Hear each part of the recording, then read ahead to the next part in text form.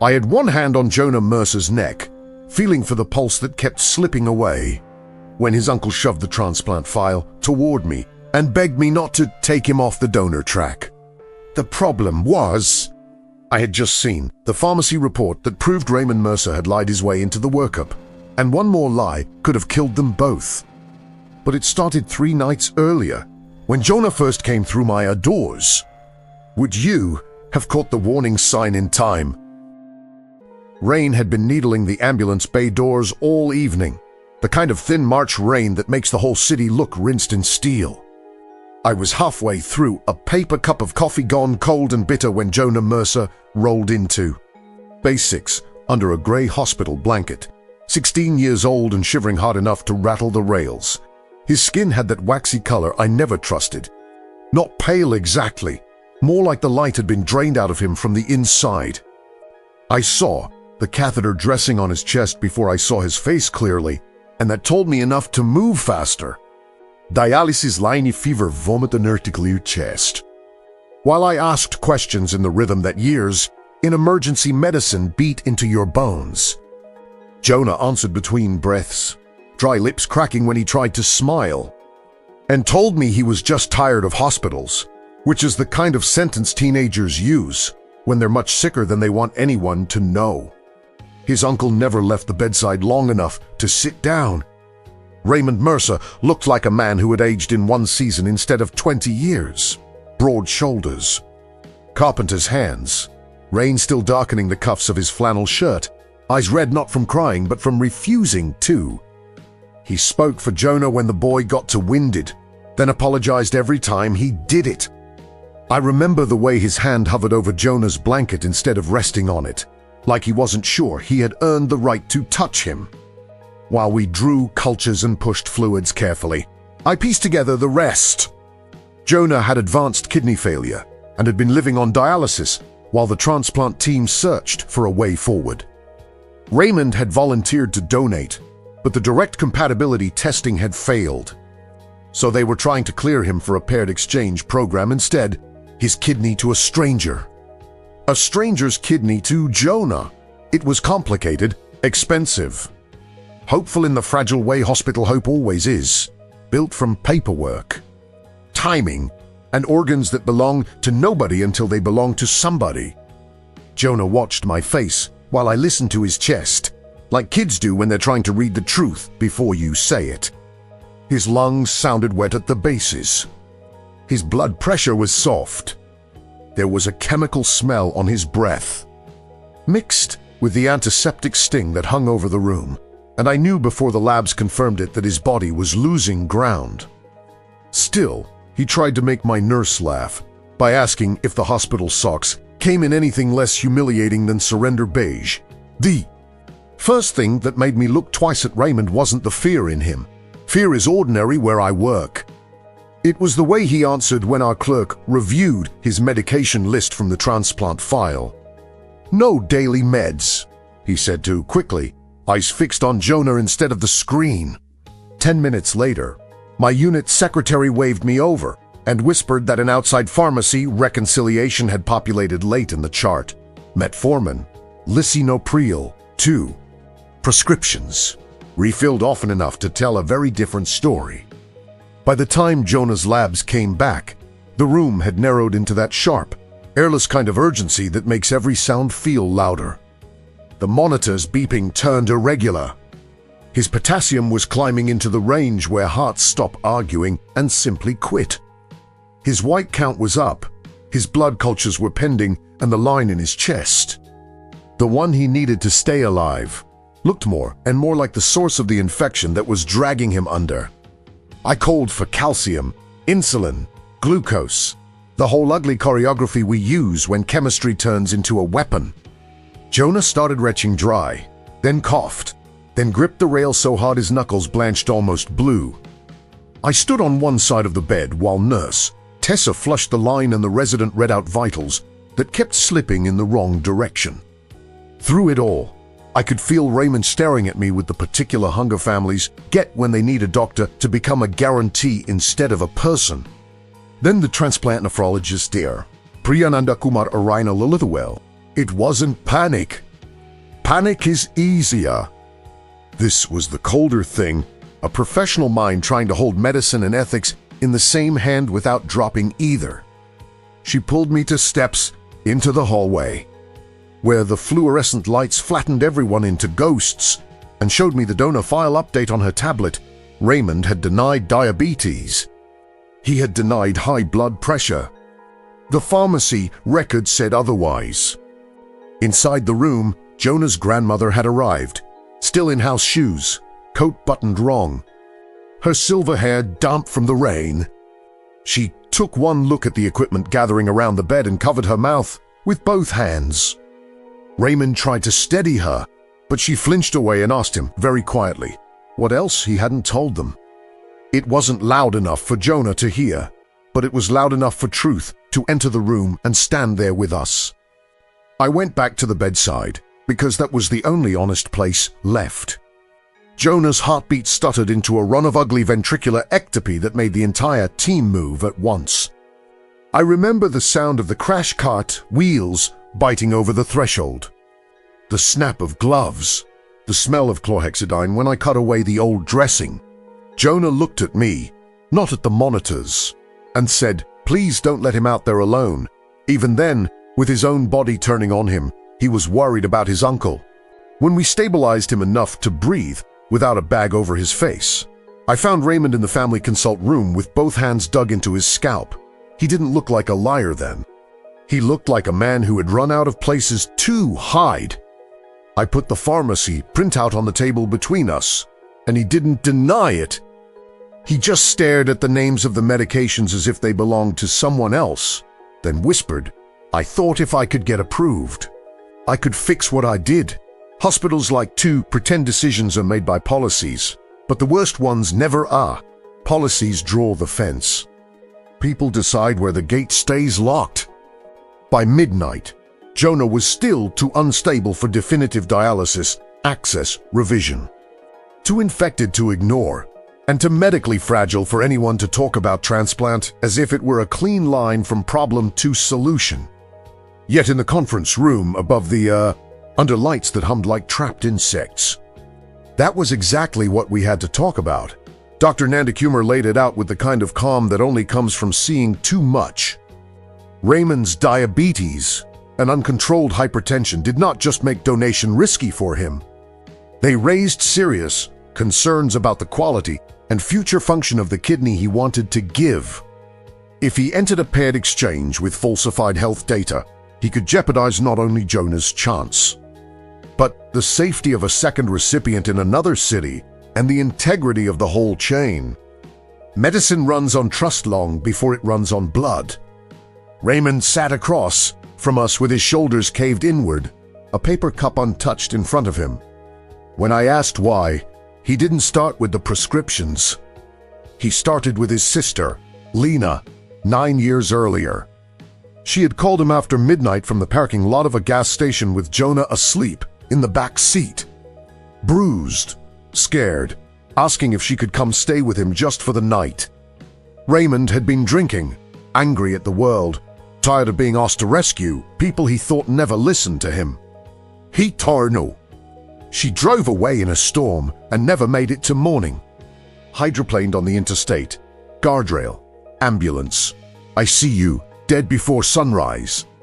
Raymond said the words flatly, like he had told the story only to himself for so many years, that the grief had worn grooves into it. After that, Jonah was raised by his grandmother, and Raymond became the good uncle in all the ways that are easier than being the right man at the right time. Ball games, school pickups, birthday checks, everything except the one thing that could undo the first failure. No one in that room mistook guilt for virtue. That was the dilemma. He was not safe to donate, but his desperation was real, and so was Jonah's need. The easy answer would have been to strike his name from the file, close the meeting, and let the system keep grinding. I had seen too many lives get lost in that kind of neatness. So I asked the question nobody likes, because it creates work instead of closure. If Raymond was out, what had we missed while everyone was busy trying to make him the answer that changed the room? The coordinator reopened Jonah's listing status. Dr.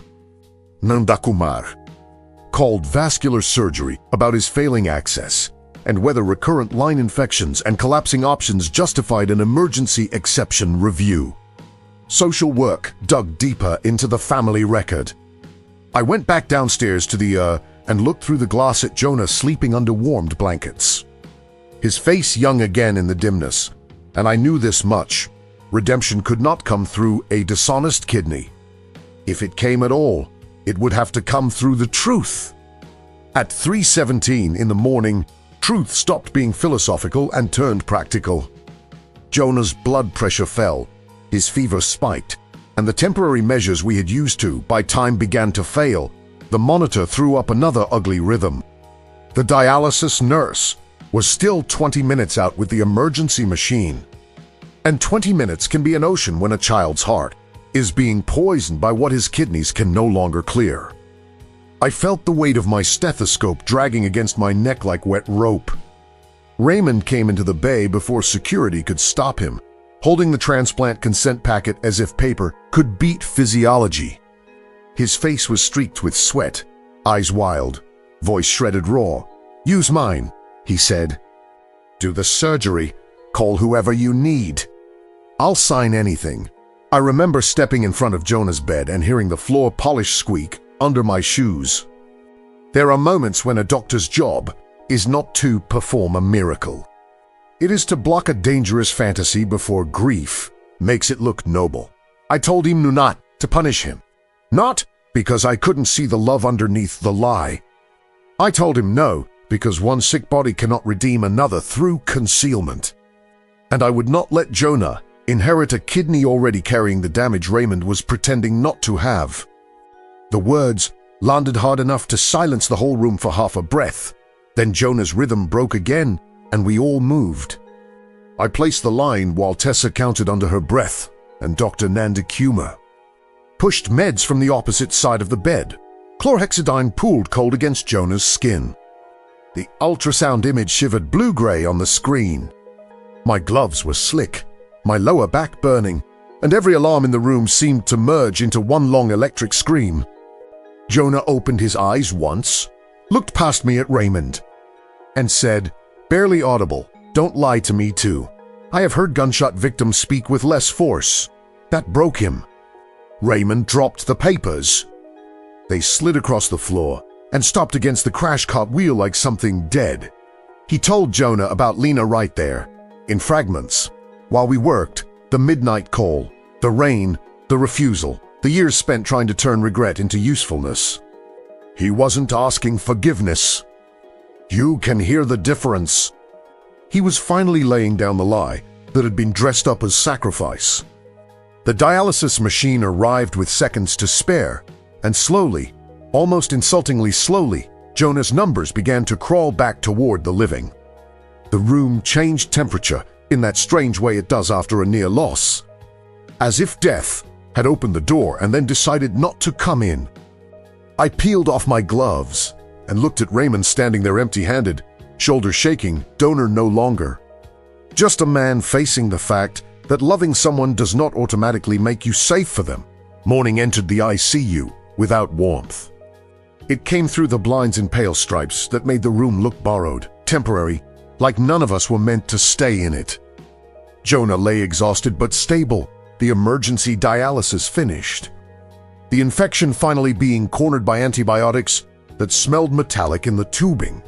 His face had color again, not much, but enough that when he slept, he looked 16 instead of ancient.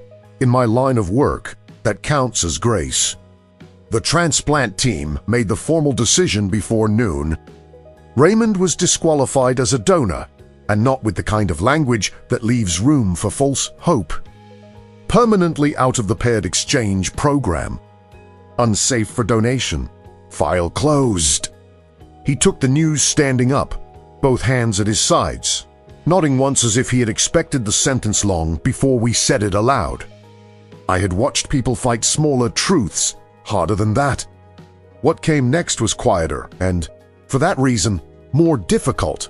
Raymond asked Jonah if he could sit. Jonah didn't answer at first. He kept his eyes on the blanket over his lap, fingers worrying the edge of the fabric the way kids do when they are trying not to unravel in front of adults. Then he said, "You don't get to save her through me." The room went so still I could hear fluid ticking through the pump. A few seconds later, Jonah added, "But you don't get to leave again either." I saw Raymond break and steady himself in the same breath. He promised nothing dramatic. No speeches, no miracle vows. Just the plainest thing, "I'll stay." Sometimes that is the holiest sentence spoken in a hospital. Not "I'll fix it." Not "I'll make this worth it." Just "I'll stay." Outside the room, Dr. Nandekumar told me the exception review had gone through. Jonah's recurrent access failures and life-threatening complications had moved him into a much more urgent category on the transplant list. 19 days later, I was finishing another shift when I passed the surgical floor and saw familiar faces under softer light. A deceased donor kidney had become available overnight. The transplant had gone forward at dawn. Jonah was pale, sore, and attached to half the machines in Pennsylvania, but his new kidney had already begun to wake up. There is no triumphant music when that happens. Just numbers improving 1 decimal at a time, and adults trying not to cry over urine output. Raymond was there in the chair by the window, not as a hero, not as a savior, and finally not as a fraud. Just a tired man holding a plastic cup of iced chips while Jonah slept. The empty place in that room was Lena's, and nothing medicine did could change that, but the lie was gone. In hospitals, that matters more than people think. Sometimes, the first honest thing spoken is the thing that lets healing enter. If this story stayed with you, leave a comment below. I have worked long enough to know that most lies in medicine are not built from evil. They are built from terror, shame, love, pride, and the childish belief that if we want something badly enough, truth will make an exception for us. It never does bodies keep hackered better than families. What stayed with me about Jonah was not the arrhythmia, or the infection, or even the look on Raymond's face when the papers hit the floor. It was that sentence from the bed, "Don't lie to me too." Sick people know when a room is tilting away from honesty. Children know it fastest. I learned again that redemption is not the same thing as usefulness. Raymond wanted to carve his guilt into something surgical, measurable, noble. He wanted a scar he could point to and say, "There, I paid for it." But some debts do not accept the kind of currency. What he could do, in the end, was smaller and harder. He could tell the truth. He could stay for the fear, the dialysis, the silence, the waiting, and the version of love that offers no spotlight. That is not cinematic in the way people usually mean it. It is better. It is real. The hospital teaches this lesson over and over, though most of us fight it every time. Being needed is not the same as being ready. And loving someone is not permission to endanger them. The people who save lives are not always the ones who give the most. Sometimes they are the ones who stop pretending. When I think of Jonah now, I do not picture the monitors. I picture morning light on a hospital blanket and a boy wise enough to demand truth before comfort. After all these years, that is still the scar I carry home, the reminder that honesty can arrive late. But if it arrives in time, it can still change who lives.